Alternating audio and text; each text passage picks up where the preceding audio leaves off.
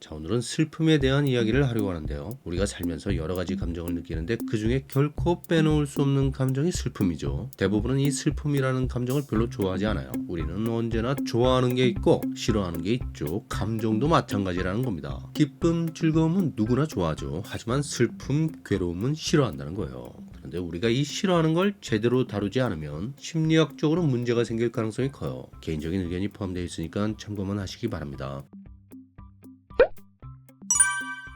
꽤 오래전에 친했던 선배가 그런 얘기를 한 적이 있어요. 부친상을 당했는데 눈물이 전혀 나오지 않더라는 겁니다. 그와 비슷한 경험을 한 분들이 있을지 모르겠는데요. 보통은 좀 의아하다는 생각이 들죠. 어떻게 그럴 수가 있지? 하는 생각이 든다는 겁니다. 남이 그러는 걸 봐도 그런 생각이 들고요. 자기 자신이 그러고 있는 걸 봐도 내가 왜 이러지? 왜 눈물이 나지 않지? 이런 생각이 드는 거예요. 왜 그럴까요? 그런 상황에선 대부분 눈물이 나거든요. 슬픔을 느끼죠. 그게 정상적인 반응입니다. 그래서 그런 의심을 하기도 하는 거죠. 아버지와 사이가 안 좋았나? 자, 이게 무슨 얘기냐면요. 이 슬픔이란 감정이 뭐냐면 상실, 무언가를 잃어버리는 거예요. 그럴 때 슬퍼지는 겁니다. 그 무언가가 뭐냐면 내가 사랑하는 대상이에요. 보통은 사람이고요. 동물이 될 수도 있고 가끔씩은 물건이나 심지어 어떤 조직이나 단체 혹은 추상적인 신념이나 믿음이 되기도 합니다. 중요한 건 그걸 내가 사랑했다는 겁니다. 사랑하지 않았다면 그렇게 문제가 되지는 않아요. 그 대상에 대한 애착이 클수록 그게 나한테 소중할수록 사라진 빈자리가 커지는 겁니다. 이때 나오는 감정이 바로 슬픔이에요.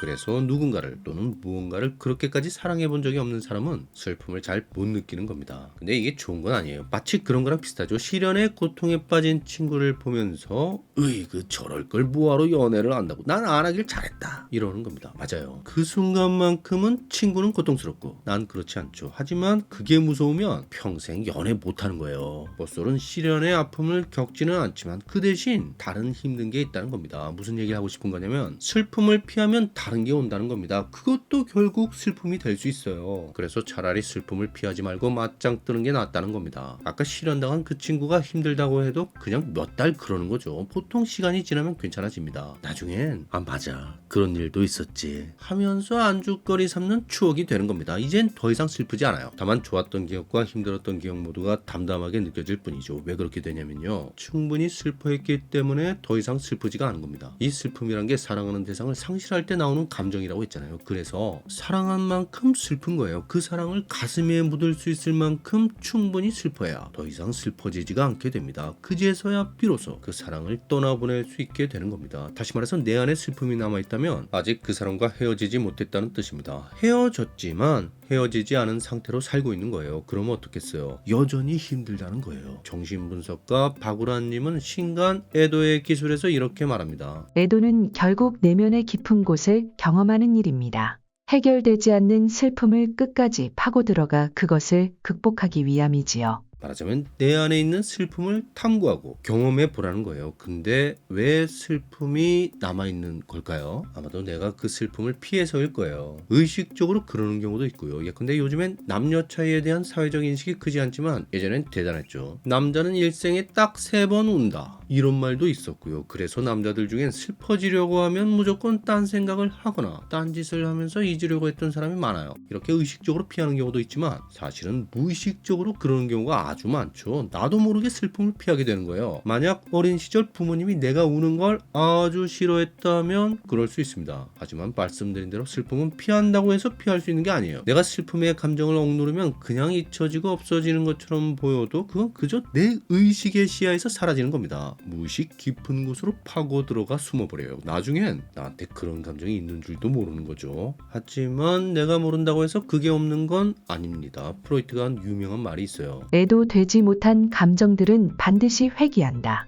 근데 이런 거예요. 내가 남친이랑 사귀다 헤어졌어요. 물론 헤어지고 나서 한동안 기분이 우울했죠. 하지만 맛있는 것도 사 먹고 여행도 가고 하면서 잊으려고 노력했어요. 그렇게 좀 잊었다 싶었는데 어느 날 친구한테 그 녀석 소식을 들은 거예요. 새 여친을 만난다는데 걔가 하필이면 내가 아주 싫어하는 후배라는 겁니다. 기분이 왠지 더러워지는 거죠. 이미 마음이 정리되었다고 생각했는데 왜 이렇게 화가 나냐는 겁니다. 내가 이런 쓰레기랑 사귀었었다니. 이렇게 전 남친에 대한 분노가 치밀어 오른다면 나는 아직 아직 전 남친과 헤어지지 않은 겁니다. 말씀드린 것처럼 헤어졌지만 헤어지지 않은 상태라는 거죠. 사랑과 증오의 양가 감정으로 인해 대상을 증오하는 것이 곧 대상을 부여잡는 것과 마찬가지가 된다.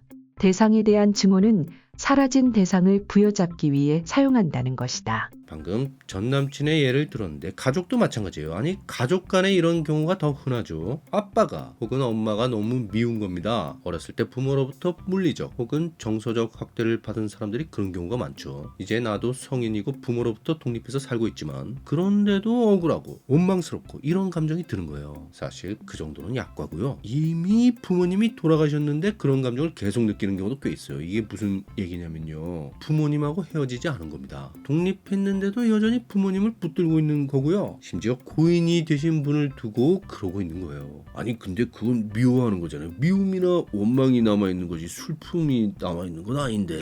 예, 맞아요. 근데 그 미움이 왜 안 없어지냐는 거죠. 그리고 그 미움을 없애려면 어떻게 해야 하냐는 겁니다. 분명한 건 이미 헤어졌다는 겁니다. 부모님한테서 독립하는 것도 헤어지는 거죠. 어쨌든 따로 사는 거잖아요. 어린 시절 같이 살다가 이젠 헤어져 사는 겁니다. 그리고 돌아가시면 아예 못 보게 되는 거고요. 보통 그럴 때 슬픔이라는 감정이 올라와요. 많은 딸들이 결혼하기 전에 혼자서 울곤 합니다. 이젠 맨날 보던 엄마 아빠를 떠나 산다는 생각이 들어서. 그리고 엄마도 그러고요. 아빠도 결혼식 때 눈시울이 붉어지곤 해요. 그리고 부모님이 돌아가시면 울죠. 대부분은 그래요. 슬픔은 헤어질 때 생기는 감정이라는 겁니다. 근데 이때 어떤 특별한 사정, 개인적인 문제로 그 슬픈 감정을 충분히 느끼지 못하고 지나가 버린다면 계속해서 마음속에 불편한 느낌이 남는 거예요. 분노, 원망, 억울함 이런 부정적인 감정의 밑바닥에는 결국 슬픔이 있다는 거죠. 그 슬픔이 처리가 되지 않으면 그런 감정들이 사라지지가 않는 거예요. 가족이든 친구든 연인, 배우자든 모든 만남에는 끝이 있어요. 그걸 피할 수는 없습니다. 만남의 끝이 헤어짐이고요.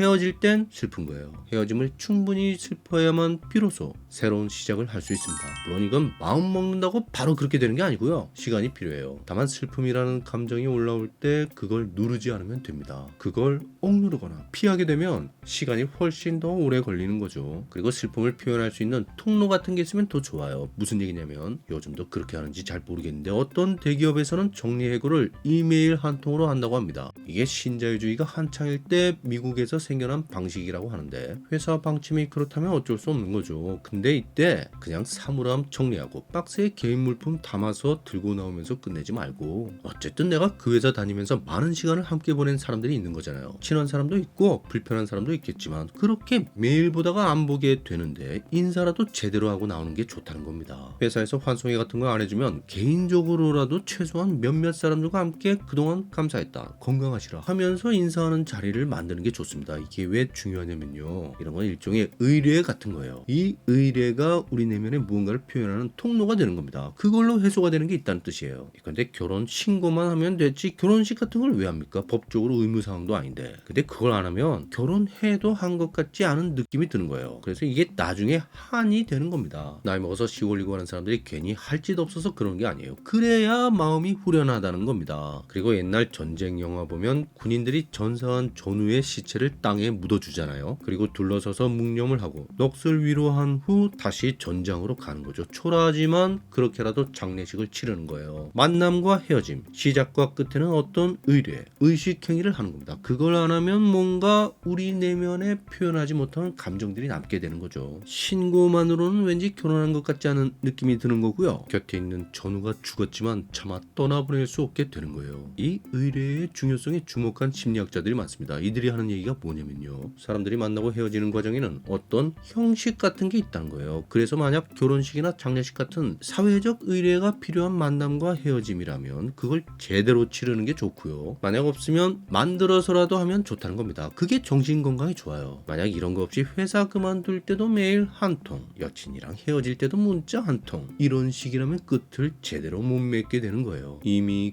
끝났지만 헤어졌지만 내 마음의 어떤 부분은 아직 끝나지 않고 헤어지지 않은 상태로 계속 그 자리에 맴돌게 된다는 뜻입니다. 개인적으로 이 책 애도의 기술에서 좀 인상 깊었던 부분이 저자가 10여 년간의 수도원 생활을 마무리하는 과정에 대한 이야기였어요. 수도원을 나와 세상 속에 살아가면서도 그때를 떠올리면 참 잘한 일이다. 참 잘한 일이었다라는 생각을 합니다.